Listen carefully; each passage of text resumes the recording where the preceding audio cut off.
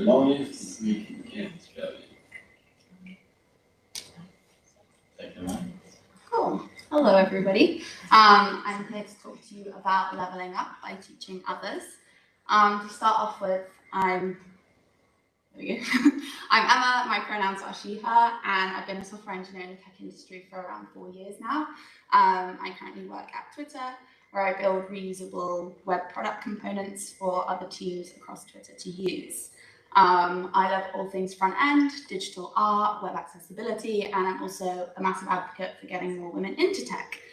I'm really excited to talk to you, and I'm hoping that I can get you all hyped about getting involved in teaching, whether that be in many different forms. As for a bit of backstory about me, my path to where I am right now was not super traditional. I didn't do computer science at uni. At school, I was fascinated by art and computers, and I wanted to study something that really allowed me to kind of like merge those two loves together.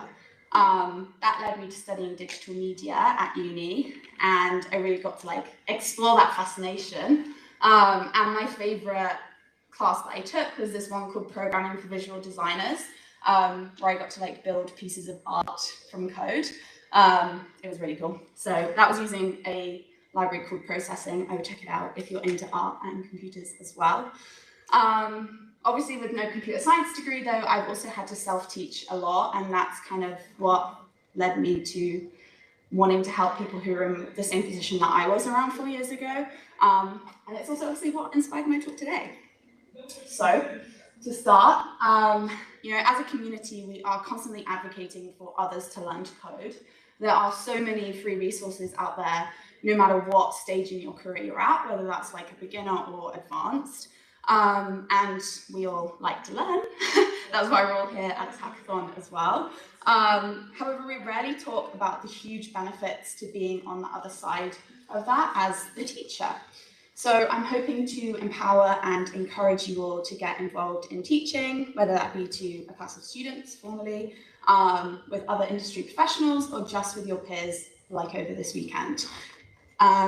So where did it all start for me? How did I get into teaching as well? Like I said, I've been an engineer for about 4 years now, and at the start of the pandemic, as cliche as it sounds, I took a vow to myself that I wanted to do something that absolutely petrified me. So I decided to apply to a social enterprise called Code First Girls, which I'm sure many of you have probably heard of. I've spoken to people who've done some of their tracks here today as well. And I basically volunteered to teach their Introduction to Web Development course, which spanned across 8 weeks. I was terrified. But to date, I've now taught roughly 100 women to code. And I've also spent time mentoring some of these women as well. And I've just loved every single minute of it. The stuff that I've been able to see them build and like still see them achieve now after they've gone into their junior roles has just been incredible. But the past year is also when I've experienced the most growth, both personally and professionally. When I took the leap and applied to become a volunteer, I had no idea the ripple effect that it was going to have on my own career. And I know what you're thinking. Life and work gets in the way. I'm too busy. I ain't got time for this, Emma. And I get it. I'm not saying like you have to get involved in teaching an 8-week course like I did, but that's definitely not the point that I'm trying to make here. But even setting up like a brunch and learn at work, giving colleagues or peers the opportunity to like teach each others and create that space for discussion really is a start and can be super important in your own growth. And the truth is, you're probably already doing some form of teaching without even realizing it, or you're at least exposed to opportunities for teaching in your current work schedule or personal life as well. If you've ever posted an answer to Stack Overflow, technically you have taught someone something, you've it might not have felt that way at the time, but you've passed on your knowledge. Or if you've gone away on the weekend and spent some time learning some really cool piece of tech, and then you've come in on Monday and just like offloaded to all of your colleagues in stand-up and got them super excited about something, you've just taught them what you spent time learning. If you can figure out and identify these opportunities and use them as a means for growth, you'll visibly see the rewards in yourself. It could be mentoring a junior at work, writing documentation, content creation, or presenting at some form of knowledge sharing event, be that at work or external as well. I think demos are really cool, and they can be interactive, but I think they're more a format of like show and tell. If you can refocus your presentation into teaching your audience about something, it ends up helping you both, you know. It opens up a space for a discussion and, most importantly, growth on both yourself and your student. Another thing you might be thinking is, I'm not an expert, but the most common misconception that we have is that you have to be an expert to teach something. I don't teach because I think I'm an expert by any means. It's because I learned so much in the process of doing it. You know, we've seen a rise in the popularity of the learning in public with like Twitch streams and stuff like that. But the reason a lot of us find that idea so terrifying is because of we're opening ourselves up to that critique from all of these people that are watching us, you know, the dread of what kind of questions they might have for us or how they might judge us. But if you're sat there right now asking yourself, how do I know if I can teach a topic? How do I know if I'm ready? My answer to you is that you can. And that's because I don't believe that you've fully learned something until you've been able to teach it to someone else. To teach a concept, you have to have a much deeper level of understanding for it. And I think one of like the biggest fears that we have around what I just mentioned is the dreaded questions that people might ask you.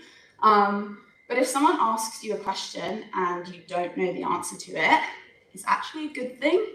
You know, you've just identified a gap in your knowledge that you can now go off and improve on. Had you never taught that session, you never would have known that you were missing that piece of information. And now you can use that later on and pass that on to other people as well. And then on the flip side, you know, it's also an opportunity for you to demonstrate your knowledge, show off what you know, become the expert that you want to be.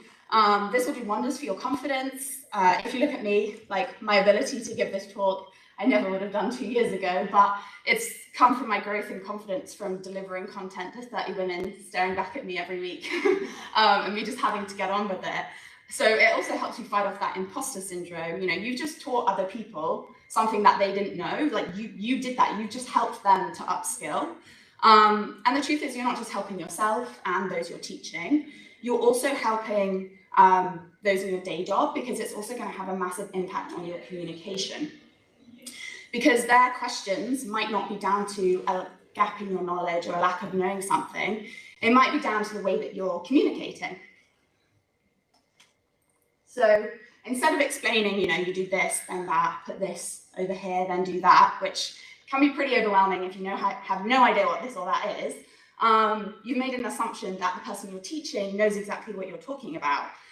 Instead, through teaching, you'll learn to refine and master those explaining techniques, referring to implementation details with like correct technical terms, which they can then pick up on and go off and further research. Because we often say that one of the hardest things to master as a junior in the tech industry is knowing what to Google. Like, there's so many things out there. Where do you even start? How do I know what to look for? So you see what's happening, like you're teaching them, but you're both actually benefiting from it. And not only that, but if you over-explain things or tend to ramble, your students will lose interest pretty quickly, and you will also know about it. You can tell from their faces immediately.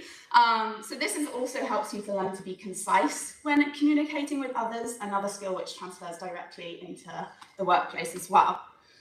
So another thing you could be thinking is, am I too much of an expert?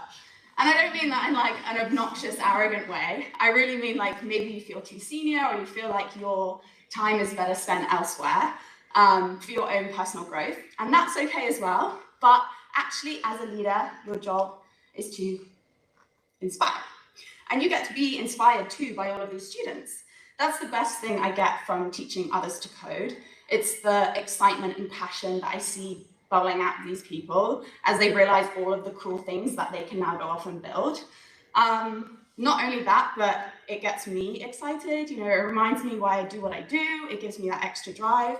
And it also reminds me how cool building new things are, because you can get pretty lost in the day job of just kind of going to work and becoming that machine of what you're being paid to do. But reminding yourself that like there's so much stuff out there and new tech coming up all the time that you can learn and go off and build stuff is really exciting.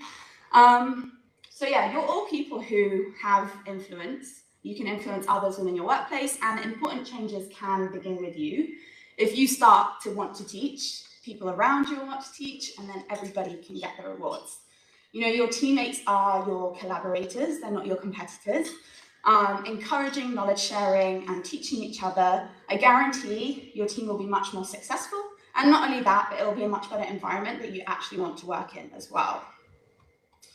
Pushing yourself outside of your comfort zone and getting involved in teaching external to your company can also help you to build out your network. You know, meeting people with similar interests and experiences to you helps you to feel part of a community. And the power of a community is truly incredible for a number of reasons. You know, someone may say to you, thanks so much for doing a talk about this and teaching me about this, but have you ever thought of this aspect?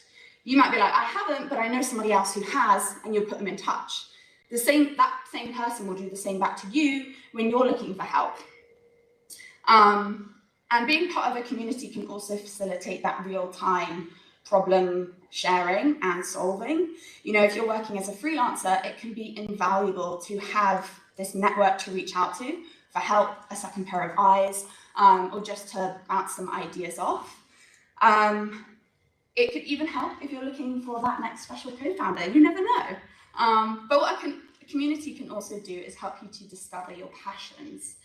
The tech industry is so vast, but there are so many different niches out there waiting for you to find yours. You know, connecting with those with similar interests and passions can really accelerate that journey to getting to your niche much quicker, helping you to develop and grow your skills in the areas that you're most enthusiastic about. And it doesn't matter where your interests lie, it's inevitable that you will find a community out there to share knowledge and experiences with. And having that solid community group can also help you to get hired. You know, getting your name out there makes you visible to those who are recruiting. And if you're not looking for a new role right now, that's also fine. You know, you never know where someone that you connect with now might be working in the future, or who might be looking for a job when the company that you're working at is hiring. So having these connections is great, and especially the connections with those who are at the beginning of their careers. And that's because I think one of the most valuable things you can do is invest your time in juniors, and that's because of two reasons. One, helping those more junior than you is incredibly rewarding, because you know what, learning is hard. Everybody in this room has been a junior once, or you're a junior now, and like I think we can all come together and agree how difficult it is. But when you witness someone write their first line of code or open code editor for the first time, like it really is exciting, seeing them grow from never having done anything to building a fully fledged website makes you burst with pride. And two, when you invest in juniors, you make an impact on them. You know, we spoke earlier about inspiring and motivating people. And when it comes to the time that your company is hiring, you have access to a lot of incredible junior talent, and they'll remember the time that you spent investing in them. And experiencing teaching those more junior can also really help you in fostering those collaborative working environments in your workplace. You know, we encourage people to ask questions and remind them that no question is stupid. But why do so many of us feel so apprehensive when we ask those kinds of questions in the workplace? You know, in the same way, some of us are so confident to teach outside of work, but when we bring that opportunity for teaching into the four office walls, we lose all of that confidence. Why do you think that is? It's because we've been learned to feel that way in that kind of environment. In a learning environment, like a classroom, we feel very different. But as we spend more time, you know, engaging in a safe, open space where collaboration and knowledge sharing is encouraged, taking risks is encouraged, failing is normalized, we will begin to apply those same attitudes to the workplace as well, and not just in those other environments. And most importantly, the beginners that you invest time in now and yourself are your future leaders and our future teachers. The long-term gains are there as well. So I know what you're thinking now, that's all great, Emma, but how can I get involved? There are so many different ways, but I'm just going to leave you with a few here. You could get involved in mentoring, be that at work or external. There's loads of communities in London that you can pair up and either be a mentee or a mentor. Stop blogging. When you learn something, write a blog post about it, you know. Someone once told me is that when we write blogs, we're not writing it for other people, we're writing it for ourselves. When we spend time explaining what we've learned to someone else, it really helps us to clarify and solidify our own knowledge. And that's why rubber duck debugging is so popular, because we spend that time discussing it with someone else. Or if there's a brunch and learn set up at work, sign up, share something that you learned recently. Or if there isn't one, set one up, Then it becomes part of your day and your colleagues without having to do something extra outside of working hours. Or something I've done in the past within the team of engineers I was on was set up a weekly code challenge. So basically on the Monday, I would find a little challenge from a website called Code Wars. I would share it with the rest of the team. And then on Friday, we'd come together, we'd present our solutions to the rest of the team, and we would talk through our individual approaches, how we got there, take questions from each other, learn from each other, tweak each other's solutions, and really kind of like improve that collaboration within the team on this really small, completely separate to work problem. And then what happened was that actually had a really large impact on the collaboration of the team outside of these mini challenges and how we then worked with each other just day to day. Another thing I mentioned earlier is Code First Girls. If you want to get involved teaching with them, they offer loads of things you can teach with alongside other people. You don't have to do it on your own. I think they do it where you can teach with 2 others, or you can do it on your own as well. That's up to you. They also provide all of the resources, so you don't have to create like a spec yourself. They give you it and you teach that. There's also charities like Code Bar where you can sign up to become a coach. That is also another great community to be a part of. And of course, hackathons. There are such great opportunities to meet other folks, share knowledge, learn from each other, and a great place to network as well. There are loads of others out there, of course. They're just a couple that I've personally been involved with. And yeah, please do let me know if there's something that I'm missing and I should get involved in as well. So thank you. Thank you for listening to me, and thanks Shoko for having me as well. I love talking to people, so if you want to follow me on Twitter, I'm at Britnor Codes, or drop me an email or speak to me on LinkedIn as well. I do have one more thing which I wanted to let you all know about. You've probably heard maybe from me, but in November I am going on a trek. I'm going across the Morocco Sahara Desert. I'm not sure why I agreed to it, but still. Yeah, I'm going to do 100 kilometers across the desert to raise funds towards a charity called Copperfield. They were founded in 2009 by someone called Chris, who was diagnosed with terminal breast cancer when she was only 23. The charity are basically set up to help everyone stand the best chance of surviving breast cancer and helping younger women to know what to look for and have the confidence to go to the GP. So if you're able to donate, no matter how big or small, I would be forever grateful. That's the QR code. You can also buy raffle tickets because the lovely sponsors for this hackathon have also donated some prizes. So feel free to find me and buy some raffle tickets.